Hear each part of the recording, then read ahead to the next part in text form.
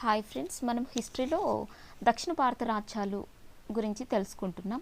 పల్లవుల గురించి, పశ్చిమ చాళుక్యుల గురించి, కళ్యాణి చాళుక్యుల గురించి, వెంగి చాళుక్యుల గురించి ప్రీవియస్ వీడియోస్లో మనం డిస్కషన్ చేసాము.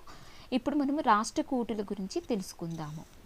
రాష్ట్రకూటులు క్రీస్తు శకం 752 నుంచి 997 వరకు వీరి పరిపాలన కొనసాగింది. రాష్ట్రకూట అనే ఉద్యోగ నామం పేరు మీదుగా రాష్ట్రకూటులు అనేది వచ్చిందనమాట. వీరు పశ్చిమ చాళుక్యుల దగ్గర సామంతులుగా ఉన్నారు. ఎవరి దగ్గర సామంతులుగా ఉన్నారు? పశ్చిమ చాళుక్యుల దగ్గర సామంతులుగా ఉండడం జరిగింది. వీరి రాజధాని వచ్చేసి మాన్యఖేట్. ఈ రాష్ట్రకూటుల రాజధాని ఏంటి? మాన్యఖేట్. స్థాపకుడు ఎవరు? ఈ రాష్ట్రకూట వంశ స్థాపకుడు ఎవరు అంటే దంతిదుర్గుడు. ఈ దంతిదుర్గుడు జన్మతః క్షత్రియుడు కానందున ఇతడు హిరణ్య గర్భ, బంగారు గర్భ అనే యాగంతో క్షత్రియుడిగా మారాడు. ఇతనైనా ఇంతకుముందుకు ఎవరైనా క్షత్రియులుగా అలా యాగాలతో మారారా అనంటే మారారు. ఇక్కడ కాదంబరి మయూర శర్మ ఒకరు, గూర్జర ప్రతిహార హరిశ్చంద్రుడు, వీరు కూడా ఇలాంటి యాగంతోనే క్షత్రియులుగా మారడం జరిగింది. దంతిదుర్గుడు రాష్ట్రకూట స్థాపకుడు. దంతిదుర్గుడు అనే అతను రాష్ట్రకూట స్థాపకుడు. దంతిదుర్గుడు తర్వాత మొదటి కృష్ణుడు, ఆ తర్వాత వచ్చింది ధ్రువుడు, ఆ తర్వాత గోవిందుడు, మూడవ గోవిందుడు. ఈ మూడవ గోవిందుడు తర్వాత అమోఘవర్షుడు, ఆ తర్వాత మూడవ కృష్ణుడు, ఆ తర్వాత చివరివాడుగా చెప్పుకున్న వాళ్ళు రెండవ కర్కుడు అన్నమాట. దంతిదుర్గుడు అనే అతను స్థాపకుడు. ఏ విధంగా స్థాపించడం జరిగింది రాష్ట్రకూట వంశాన్ని అంటే, పశ్చిమ చాళుక్యుల్లో చివరి వారిని ఎవరు? కీర్తివర్మని చంపి అనే రాజ్యాన్ని స్థాపించడం జరిగింది. హిరణ్య గర్భ అనే యాగంతో రాజ్య స్థాపన చేయడం జరిగింది. ఆ తర్వాత మొదటి కృష్ణుడు కైలాసనాథ దేవాలయాన్ని ఎక్కడ కట్టాడు? ఎల్లోరాలో కట్టడం జరిగింది. ఆ తర్వాత వచ్చింది ధ్రువుడు అన్నమాట. ధ్రువుడు గురించి అంత మనకు ఏం లేదండి. నెక్స్ట్ గోవిందుడి గురించి కూడా మనకు ఎలాంటి సమాచారం లేదు. ఆ తర్వాత గొప్పవాడుగా చెప్పుకోదగ్గవాడు రాష్ట్రకూటుల్లో అమోఘవర్షుడు అనమాట. ఇతడు గొప్పవాడు. ఇతని పరిపాలన ఏ విధంగా ఉంది అంటే 814 నుంచి 878 వరకు పరిపాలన కొనసాగించడం జరిగింది. ఇతడు రాజుగానే కాకుండా రచయిత కూడా. ఇతడు కన్నడ భాషలో ప్రావీణ్యత కలవాడు. కవిరాజ మార్గం అనే రచన చేయడం జరిగింది. గణితసార సంగ్రహం, మహావీరాచార్య, కవిరాగ రాజ్యం రాయడం జరిగిందనమాట. ఇతడు ఒక నగరాన్ని కూడా నిర్మించడం జరిగింది. ఏం నగరం అది? మాన్యఖేట్. మనం ఇంతకుముందుకు రాజధానిగా చేసుకున్నారు, ఈ రాష్ట్రకూటుల రాజధాని అని అన్నాం కదా, అదే మాన్యఖేట్ని నిర్మించిన వారు ఎవరు అంటే అమోఘవర్షుడుగా చెప్పొచ్చు. అమోఘవర్షుడు జైన మతస్థుడు అనమాట. అంటే జైన మతంలోకి వెళ్ళాడు. అతను తుంగభద్ర నదిలో సల్లేఖనం అనే వ్రతం ద్వారా చనిపోవడం జరిగింది. ఆ తర్వాత వచ్చిన వాడు మూడవ కృష్ణుడు, ఆ తర్వాత రెండవ కర్కుడు. ఈ రెండవ కర్కుడు చివరివాడు. ఈ రెండవ కర్కుడు ఎలా చనిపోయాడు? కళ్యాణి చాళుక్యులు చంపడం జరిగింది. ఈ కళ్యాణి చాళుక్యుల్లో రెండవ తైలవుడు చంపాడు రెండవ కర్కుడిని. అయితే వీళ్ళ యొక్క మతం ఏ విధంగా ఉందంట? ఈ రాష్ట్రకూటుల్లో ఏ మతాన్ని అభిమానించారు వీళ్ళు, ఏ మతాన్ని ఆచరించారు అని అంటే, హిందూ మతానికి జైన మతానికి ప్రాధాన్యత ఇవ్వడం జరిగింది. హిందువుల్లో రెండు వర్గాలుగా ఉన్నారు, విష్ణువు, శైవ. ఎలిఫెంట్ గుహలు అంటే వీళ్ళు నిర్మాణాలు ఏ విధంగా చేశారో కూడా చూద్దాం. ఇందులోనే ఎలిఫెంట్ గుహలు మహారాష్ట్రలో ఎల్లోరాలో 15వ నెంబర్ గుహలో నరసింహ అవతారము ఉందన్నమాట. కన్నడ సంస్కృత భాషల్లో అయితే కన్నడ సంస్కృతిలో వీళ్ళు ప్రావీణ్యత రాష్ట్రకూటుల్లో వారి భాష ఏంటి అని అంటే కన్నడ సంస్కృతం అని చెప్పొచ్చు. నెక్స్ట్ అరబ్బులతో వ్యాపారం చేసేవాళ్ళు. వీరి వ్యాపారం ఏ విధంగా కొనసాగేది? అరబ్బులతో వ్యాపారం చేసేవారు. వీళ్ళు ఎవరి సామంతులుగా ఉన్నారంట? బాదామి లేదా పశ్చిమ చాళుక్యుల సామంతులుగా ఉన్నారు. బాదామి చాళుక్యుల సామంతులుగా ఉండడం జరిగింది. నెక్స్ట్ వచ్చేసి మనము చోళుల గురించి తెలుసుకుందాం. రాష్ట్రకూటులు, చోళుల గురించి మనం కంప్లీట్ అయిపోతే ఇంకా మనకు దక్షిణ భారత రాజ్యాల గురించి కంప్లీట్ అవుతుంది ఫ్రెండ్స్. రెండవది అదే నెక్స్ట్ చోళుల పరిపాలన ఏ విధంగా ఉంది. చోళుల పరిపాలన వచ్చేసి 850 నుంచి 1280 వరకు ఉంది. వీరు కావేరీ డెల్టా ప్రాంతాన్ని పరిపాలించారు. వీరు ఏ ప్రాంతాన్ని పరిపాలించడం జరిగింది? కావేరీ డెల్టా ప్రాంతాన్ని పరిపాలించడం జరిగింది. తమిళనాడు, కేరళ, కర్ణాటకని పరిపాలించారు. ఈ కావేరీ అనేది తమిళనాడు, కేరళ, కర్ణాటకలో స్టేట్స్లో రాష్ట్రాలలో ప్రవహిస్తుంది కాబట్టి ఈ తమిళనాడు, కేరళ, కర్ణాటకను పరిపాలించడం జరిగింది. వీరి రాజధాని వచ్చేసి తాంజావూరు. చోళుల రాజధాని ఏంటి? తాంజావూరు. ఈ చోళుల్లో ఎవరెవరు పరిపాలన చేశారు అంటే విజయాలయుడు, ఆదిత్య చోళుడు, 1వ పరాంతకుడు, రాజరాజ చోళుడు, రాజేంద్ర చోళుడు, రాజాధిరాజ చోళుడు, 2వ రాజేంద్ర చోళుడు, వీర రాజేంద్ర చోళుడు, ఆది రాజేంద్ర చోళుడు, కులోత్తుంగ చోళుడు, కులోత్తుంగ చోళుడు 2, కులోత్తుంగ చోళుడు 1, కులోత్తుంగ చోళుడు 2. ఫస్ట్ మనం విజయాలయుడు గురించి తెలుసుకుందాం. ఈ విజయాలయుడు అనే అతను ఈ చోళ రాజ్య స్థాపకుడు ఎవరు? విజయాలయుడు. కావేరీ డెల్టాని పరిపాలిస్తున్న ముత్తరాయారు అనే వంశాన్ని ఓడించి స్థాపించాడు. రాజధాని ఈ విజయాలయుడు పరిపాలించేటప్పుడు రాజధాని తాంజావూరు రాజధానిగా చేసుకొని పరిపాలించడం జరిగింది చోళులు. ఇతను నిశంబసూదిని దేవాలయాన్ని తాంజావూరులో నిర్మించడం జరిగింది. నిశంబసూదిని దేవాలయాన్ని ఎవరు నిర్మించారు? విజయాలయుడు. ఎక్కడ నిర్మించడం జరిగింది? తాంజావూరులో. ఈ విజయాలయుడు పరిపాలిస్తున్నప్పుడు రాజధాని ఏది? తాంజావూరు. ఈ చోళరాజ్య స్థాపకుడు ఎవరు అనంటే విజయాలయుడిగా చెప్పుకోవచ్చు. కావేరీ డెల్టాని పరిపాలిస్తున్న ముత్తరాయులు అనే వంశాన్ని ఓడించి ఈ చోళ రాజ్యాన్ని స్థాపించడం జరిగింది. ఆ తర్వాత వచ్చిన వాడు ఆదిత్య చోళుడు. ఆ తర్వాత ఎవరు? ఆదిత్య చోళుడు. ఇతడు పల్లవులని ఓడించాడు. అపరాజితవర్మని ఓడించి కంచి వరకు స్థాపించాడు. ఇతను పల్లవులని ఓడించి, పల్లవులు ఎవరు? అపరాజితవర్మని ఓడించి కంచి వరకు స్థాపించడం జరిగింది. 1వ పరాంతకుడు. ఉత్తర మేరూరు శాసనం తమిళనాడులో చెంగల్పట్టు జిల్లాలో ఉంది. ఉత్తర మేరూరు శాసనం ఎక్కడ వేయించడం జరిగింది? తమిళనాడులోని చెంగల్పట్టు జిల్లాలో ఉంది. అయితే ఈ 1వ పరాంతకుడి యొక్క బిరుదు వచ్చేసి మధురైకొండ. 1వ పరాంతకుడి బిరుదేంటి? మధురైకొండ. పాండ్యులని ఓడించడం వల్ల వచ్చింది. ఈ మధురైకొండ అనే బిరుదు ఎందుకు వచ్చిందంట? ఈ పాండ్యులని ఓడించడం ద్వారా ఈ మధురైకొండ అనే బిరుదు 1వ పరాంతకుడికి రావడం జరిగింది. ఉత్తర మేరూరు శాసనం వేయించింది 1వ పరాంతకుడు. రాష్ట్రకూట రాజు 3వ కృష్ణుణ్ణి ఓడించెను. రాష్ట్రకూట రాజు 3వ కృష్ణుణ్ణి ఓడించెను.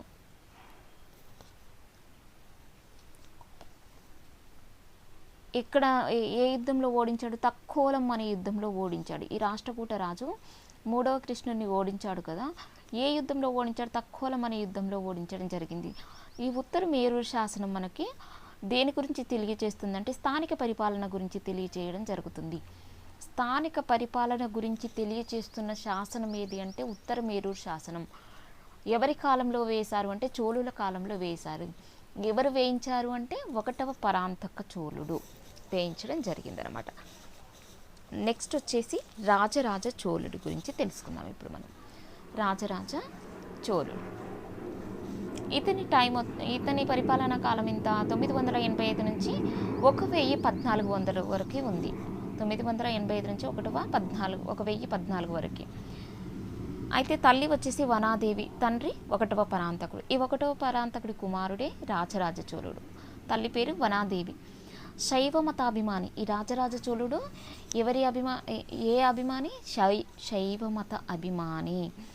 చెర రాజ్యాన్ని ఓడించాడు.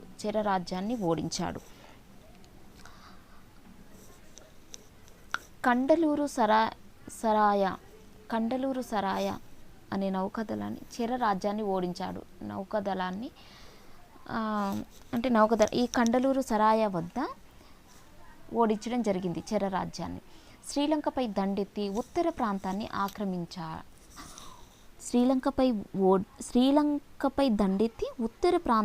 ఆక్రమించి దానికి పెట్టిన పేరేంటి?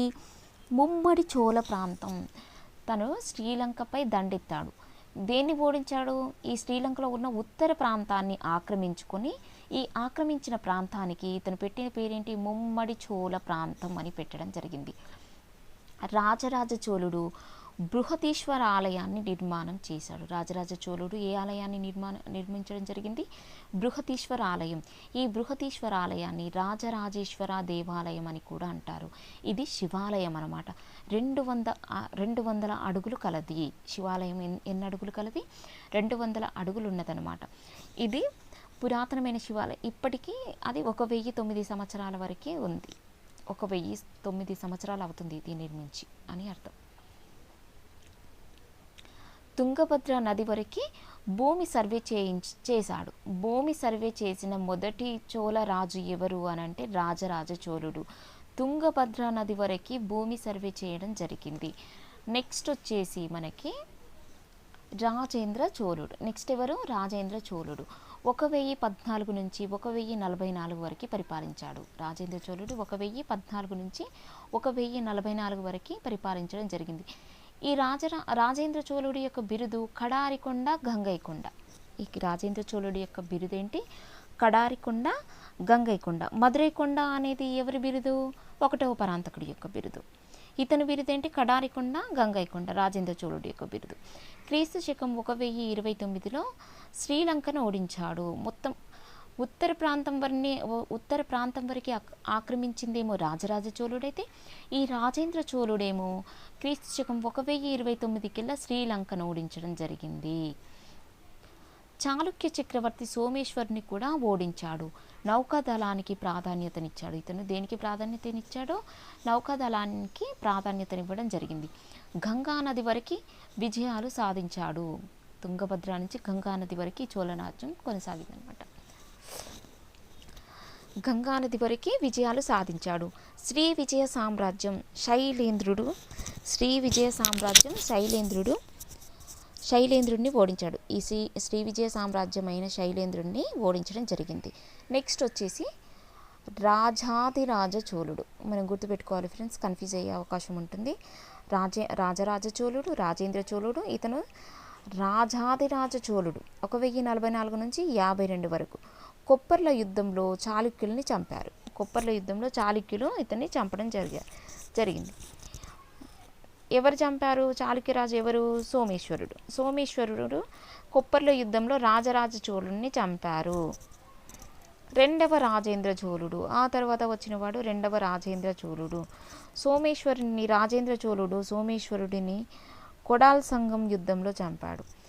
ఈ కొప్పర్ల యుద్ధంలోనేమో రాజరాజ చోళుడు ఎవరు చంపారు? సోమేశ్వరుడు చంపిండు కదా రాజాదిరాజ చోళుడిని. అయితే రాజేంద్ర చోళుడేమో సోమేశ్వరుణ్ణి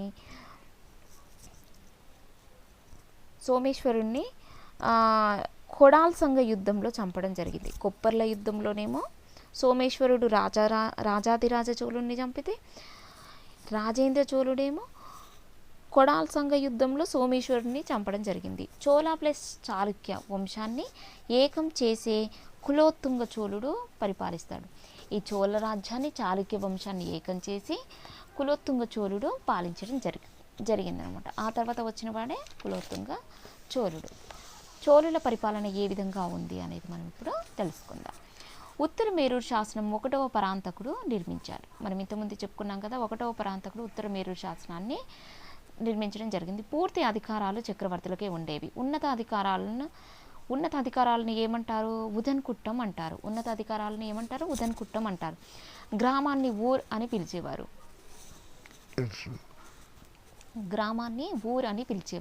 అర్థం రైతుల స్థిర నివాసం. ఊర్ అంటే అర్థం ఏంటి? రైతుల స్థిర నివాసం అని అర్థం. గ్రామాల కలయికని వెలనాడు మండలం అని అంటారు. గ్రామాల కలయికని వెలనాడు లేదా మండలం అని అంటారు. గ్రామాలు ఊర్ కుర్రం వెలనాడు మండలం. అంటే ఈ విధంగా పరిపాలన వ్యవస్థ ఉండేదన్నమాట.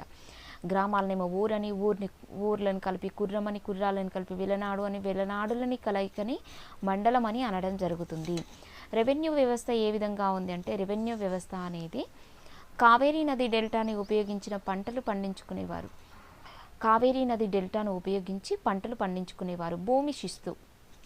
భూమి శిస్తు ఎన్ని రకాలుగా ఉంది చూడండి. పల్లిచంద్ర, వెల్లన్ వాగై, తిరునామ తొక్కరే, సారభోగ, బ్రహ్మదేవ్య. అయితే వీళ్ళు వసూలు చేసే భూమి శిస్తు ఏ విధంగా ఉంది, ఎవరికి ఇచ్చిన భూములని ఏ విధంగా పిలుస్తారో తెలుసుకుందాం మనం. పల్లిచంద్ర అనేది జైన మతం వారికి భూమిని ఇస్తే వాటిని పల్లిచంద్ర అనేవారు. వెల్లన్ వాగై బ్రాహ్మణేతరులకి. అయితే పల్లిచంద్ర అనేది మనకి జైన మతం వారికి ఇచ్చిన భూమి. వెల్లన్ వాగై అనేది బ్రాహ్మణేతరుల దగ్గర ఉన్న భూమిని వెల్లన్ వాగై అనేవారు. బ్రాహ్మణేతరులకి విరాళంగా ఇచ్చిన భూమినేమో వెల్లన్ వాగై. తిరునామ తొక్కలే దేవాలయాలకు ఇచ్చిన భూమిని. సాలభోగ అంటే పాఠశాలలకు ఇచ్చిన భూమిని. బ్రహ్మదేయ బ్రాహ్మణ పండితులకు ఇచ్చిన భూమిని బ్రహ్మదేయ అనేవారు. అంటే భూమి శిస్తు ఏ విధంగా వసూలు చేయడం జరిగేది. నెక్స్ట్ వచ్చేసి దేనికి ప్రాధాన్యతనిచ్చారు వీళ్ళు అని అంటే నౌకాదళంకు, కాంస్య విగ్రహములకు ప్రాధాన్యతనివ్వడం జరిగింది. స్థానిక పరిపాలన ఏ విధంగా ఉంది వీళ్ళ పరిపాలన కాలంలో అనంటే చోళుల కాలంలో భారతదేశంలో మొదటిసారిగా ఉత్తర మేరూర్ శాసనం ద్వారా తెలుస్తుంది. స్థానిక పరిపాలన ఏ విధంగా ఉంది అనేది 1వ పరాంతకుడు వేయించిన ఉత్తర మేరూర్ శాసనం ద్వారా మనకి తెలియడం జరుగుతుంది. గ్రామీణ స్వపరిపాలన. గ్రామంని 2 రకాలుగా చెప్పవచ్చు. ఊరని, సభ అని. ఊరు అనేది సామాన్యుల సభగా చెప్పవచ్చు. సభలో ఎవరు ఉంటారంటే బ్రాహ్మణులు కలయికతో ఏర్పడిన సభని సభ అంటారు. కమిటీలను ఏమంటారు వీళ్ళు? వరియంలు అంటారు. కమిటీలను ఏమంటారు? వరియంలు అంటారు. ఈ వరియంలు ఎన్ని రకాలుగా ఉంటాయి? 2 రకాలుగా. ఒకటి తోట వరియం, ఒకటి నీట వరియం అనమాట. నెక్స్ట్ మనకి గ్రామ సభ సభ్యుల కాల పరిమితి 10 సంవత్సరాలు. గ్రామ సభ యొక్క సభ్యుల కాల పరిమితి ఎన్ని సంవత్సరాలు ఉండేవి? 1 సంవత్సరమే ఉండేది. 1 సంవత్సరం ఫ్రెండ్స్, 1 సంవత్సరం. అర్హతలు ఏ విధంగా ఉన్నాయి? గ్రామ సభకి సభ్యులుగా కావాలంటే అర్హతలు ఏ విధంగా ఉండాలి అని అంటే 35 సంవత్సరాల నుంచి 75 సంవత్సరాల మధ్య వయసు ఉండాలి. వేదాలపై అవగాహన ఉండాలి. 2.5 ఎకరాల పంట భూమి, 5 ఎకరాల తోట భూమి కలిగి ఉండాలి. సొంత గృహం కూడా ఉండాలి. లాటరీ పద్ధతిలో లాటరీ పద్ధతిని ఏమంటారు? కుడుక్కులై అని అనేవారు అనమాట. ఈ లాటరీ పద్ధతిని కుడుక్కులై అని అంటారు. అయితే ఈ లాటరీ పద్ధతిలో వీళ్ళని ఎన్నుకోవడం జరిగేది. అంటే ఒక కుండలో ఈ తాళపత్ర వాటిపైనని వాళ్ళ పేర్లు రాసేసి ఒక చిన్న బాబుతోని తీయించేవారు అనమాట. ఎవరి పేరు వస్తుందో వాళ్ళు. లాటరీ పద్ధతి ఉండేది. చోళుల కార్యనిర్వహణ శాఖ వార్య పేరు యొక్క చోళుల కార్యనిర్వాహక శాఖను ఏమనేవారంటే వార్య పేరు మక్కల్ అనేవారు అనమాట. దేనికి ప్రాధాన్యతనిచ్చారు వీళ్ళు? దేవాలయాలకి ప్రాధాన్యతనివ్వడం జరిగింది. దేనికి ప్రాధాన్యతనిచ్చారు? దేవాలయాలకి ప్రాధాన్యతనిచ్చారు. వీరి కాలంలో గల దేవాలయాలు ఏంటి అంటే తాంజావూరులో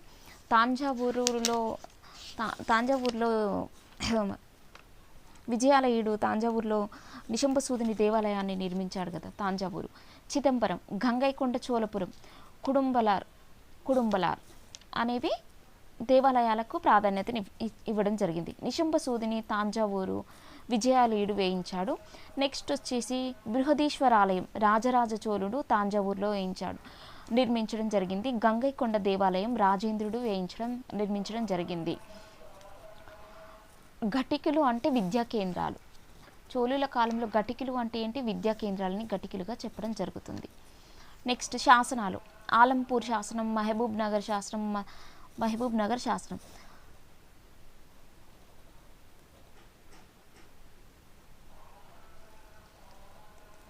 ఆలంపూర్ శాసనం వచ్చేసి వినయాదిత్యుడు వేయించడం జరిగింది. మహబూబ్ నగర్ శాసనం 696 నుంచి 737 మధ్య వేయించడం జరిగింది. ఈ మహబూబ్ నగర్ శాసనం దేని గురించి తెలియజేస్తుందంటే మతం పరిస్థితుల గురించి తెలియజేయడం జరుగుతుంది. నెక్స్ట్ కాంచీపురం, మహాబలిపురం, పుల్లలూరు, సింహ విష్ణువు, మహేంద్రవర్మ, నరసింహులు, పల్లవులు ఈ శాసనాలు పరిపాలనలో తెలుపుతుంది. అయితే కాంచీపురం శాసనం వచ్చేసి సింహ విష్ణువు గురించి, మహాబలిపురం మహేంద్రవర్మ గురించి, పుల్లలూరు శాసనం వచ్చేసి నరసింహవర్మ గురించి, అంటే వీళ్ళు పల్లవ రాజులు అనమాట. ఈ పల్లవుల కాలంలో వేయించిన శాసనాలు వీరి గురించి తెలియజేయడం జరుగుతుంది. వీరి పరిపాలన విధానాలు ఏ విధంగా ఉన్నాయి అనేది. నెక్స్ట్ మనం ఇప్పుడు శాసనాలు ఎవరి కాలంలో ఎవరి కాలంలో వేశారు, ఎవరి గురించి తెలియజేస్తుంది అనేది మనం ఇప్పుడు తెలుసుకుందాం. చాళుక్యుల కాలంలో రెండవ పులకేసి వేయించిన శాసనాలు ఏంటి అంటే బాదామి, వాతాపి, పట్టెలగల్, మైసూర్, ఐహోల్, వెంగి, కళ్యాణి, ఐహోలు, మైసూరు, పట్టెలగల్, వాతాపి, బాదామి. ఈ శాసనాలు రెండవ పులకేసి వేయించడం జరిగింది. ఇవి చాళుక్య రాజులు వేయించారు. నెక్స్ట్ శాసనం కొల్లిపార శాసనం, కల్లనగట్ శాసనం, వేములవాడ శాసనం చాళుక్యుల గురించి తెలియజేయడం జరుగుతుంది. నెక్స్ట్ చేపురుపల్లి శాసనం ఏమో కుబ్జ విష్ణువర్ధన్ గురించి. ఇతను చాళుక్య రాజు, అంటే ఇతను గటికులు పాఠశాలలను ఎక్కువగా నిర్మించడం జరిగింది. నెక్స్ట్ ఆసన్న పూర్ణ శాసనం జయసింహ వల్లభుడు గురించి తెలియజేస్తుంది. ఇతను పశ్చిమ చాళుక్య రాజు అనమాట. ఇతను కూడా విద్యా కేంద్రాల గురించి, ఈ శాసనం దేని గురించి తెలియజేస్తుంది అంటే విద్యా కేంద్రాల గురించి తెలియజేయడం జరుగుతుంది. నెక్స్ట్ ఆలంపూర్ శాసనం, మహబూబ్ నగర్ శాసనం వినయాదిత్యుడు వేయించాడు. 696 నుంచి 733 మధ్య వేయించడం జరిగింది. ఆలంపూర్, మహబూబ్ నగర్ శాసనం వినయాదిత్యుడు వేయించడం జరిగింది. నెక్స్ట్ వచ్చేసి రామాపురం శాసనం విక్రమాదిత్యుడు వేయించాడు. బ్రాహ్మణుల గురించి తెలియజేస్తుంది. ఈ శాసనం దేని గురించి తెలియజేస్తుంది? రామాపురం శాసనం విక్రమాదిత్యుడు వేయించాడు. బ్రాహ్మణుల గురించి తెలియజేస్తుంది. అద్దంకి శాసనం గుణాదిత్యుడు వేయించాడు. ఇతను తూర్పు చాళుక్యరాజు. నెక్స్ట్ వచ్చేసి నిలగుండి శాసనం విజయాదిత్యుడు వేయించాడు. ఈ నిలగుండి శాసనంను ఎవరు వేయించాడు? విజయాదిత్యుడు వేయించడం జరిగింది. నెక్స్ట్ వచ్చేసి మాన్యఖేట్, మణిఖేట్, ఎల్లోరా శాసనాలు రాష్ట్రకూటుల్లో దంతిదుర్గుడు వేయించాడు. ఇతను కర్ణాటక, శ్రీలంకను ఈ శాసనాలు ఏమి తెలియజేస్తున్నాయంట? కర్ణాటక గురించి శ్రీలంకను ఆక్రమించినట్లు లాటూర్ దశావతార శాసనం తెలియజేస్తుంది. కర్ణాటకలోని శ్రీలంకను ఆక్రమించినట్లు లాటూర్ దశావతార శాసనం తెలియజేయడం జరుగుతుంది. నెక్స్ట్ ఉత్తర మేరు శాసనం మొదటి పరాంతకుడు వేయించాడు. స్థానిక స్వపరిపాలన గురించి తెలియజేస్తుంది. నెక్స్ట్ మత్త విలాస ప్రాసనం నాటకం, ఇది పల్లవరాజు మహేంద్రవర్మ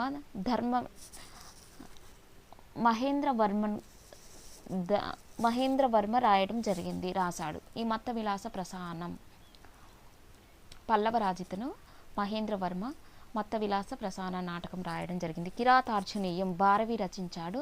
ఋగ్వేద భాష్యం వెంకట మాధవుడు రచించడం జరిగింది. దండి దశకుమార చరితం రాయడం జరిగింది. పెరియ పురాణం సిక్కిలార్ రాశారు. కంబల్ రామాయణంను తమిళంలో రాశారు.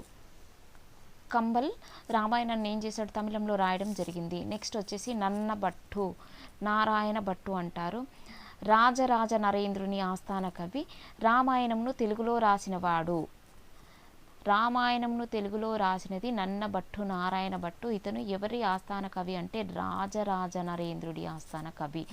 నెక్స్ట్ పావులూరి మల్లన్న గణిత సార సంగ్రహం రాయడం జరిగింది. పావులూరి మల్లన్న గణిత సార సంగ్రహంని రాయడం జరిగింది. కవిరాజ మార్గం అమోఘ వర్షుణ్ణి కవిరాజ మార్గం అంటారు. కవిరాజ మార్గం రాయడం జరిగింది. ఇతను ఈ కవిరాజ మార్గంలో దేని గురించి ఉంది? సైనిక విషయాల గురించి తెలియజేశాడు. యాప్పరంగం అనితాసారం రాశాడు. ఇది ఛందస్సు అన్నమాట. యాప్పరంగం అనేది ఛందస్సు. యువాన్సాంగ్ సియుకే గ్రంథం రాశాడు. రామానుజాచార్యులు బ్రహ్మసూత్రాలను రాశాడు. రామానుజాచార్యులు దేన్ని రాశాడు? బ్రహ్మసూత్రాలని రాయడం జరిగింది. పాండవుల రాజధాని మదురై పైన దండెత్తి పాండ్యుల రాజధాని మదురై పైన దండెత్తి మదురై కొండగా పేరు పొందినవాడు మొదటి పరాంతకుడు. తాంజావూరులో బృహదీశ్వర ఆలయాన్ని నిర్మించింది మొదటి రాజరాజు. గంగైకొండ, కడారికొండ, ముడికొండ, పండిత చోళగా పేరుగాంచినది మొదటి రాజేంద్రుడు. నెక్స్ట్ కుడల్ సంగం యుద్ధంలో మొదటి సోమేశ్వరుని ఓడించింది మొదటి రాజాదిరాజా. తాంజావూరు చోళ సింహాసనం అధిష్ఠించింది. వెంగి రాజ్యాన్ని అందులో విలీనం చేసింది మొదటి కులోత్తుంగుడు. దక్షిణ భారతదేశంలో మొదటిసారి గృహాలయాలు నిర్మించిన రాజు మహేంద్రవర్మ. నెక్స్ట్ మనం యాదవుల గురించి మనం తెలుసుకుంటే ఈ దక్షిణ భారత రాజ్యాల గురించి మొత్తం కంప్లీట్ అవుతుంది. యాదవులు రాజధాని వచ్చేసి దేవగిరి. ఈ దేవగిరిని ఇప్పుడు దౌలతాబాద్ అంటారు.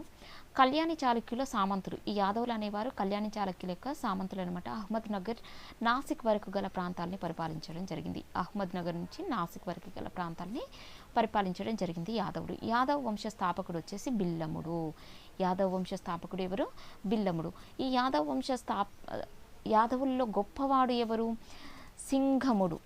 వంశస్థాపకుడు వచ్చేసి బిల్లముడు, గొప్పవాడు సింఘముడు. వీరు కాకతీయులతో అనేక యుద్ధాలు చేశారు. యాదవులు కాకతీయులతో అనేక యుద్ధాలు చేశారు. ఢిల్లీ సుల్తాన్ల వలన వీళ్ళు అంతమయ్యారు. యాదవులు ఎవరి వలన అంతమయ్యారు అనే క్వశ్చన్ వచ్చే అవకాశం ఉంటుంది ఫ్రెండ్స్. ఢిల్లీ సుల్తాన్ల వలన అంతమవడం జరిగింది. Thank you friends. ఇంతటితో మనకు ఈ దక్షిణ భారత రాజ్యాల గురించి, మనకు దక్షిణ భారత రాజ్యాల్లో 6 నుంచి 8వ శతాబ్దం మధ్య ఉన్న రాజ్యాల గురించి కంప్లీట్ అయింది ఫ్రెండ్స్. ప్రీవియస్ వీడియోస్ కూడా చూడండి, దీనికి సంబంధించింది కంప్లీట్ ఇన్ఫర్మేషన్ ఉంటుంది అందులో. ఎవరికైనా నచ్చుంటే లైక్ చేయండి, షేర్ చేయండి, సబ్స్క్రైబ్ చేసుకోండి. యశ్వంత్ స్టడీ సర్కిల్ని సబ్స్క్రైబ్ చేసుకోండి. Thank you friends. ఇలాంటి వీడియోస్ ఇంకా ముందు చేస్తాను.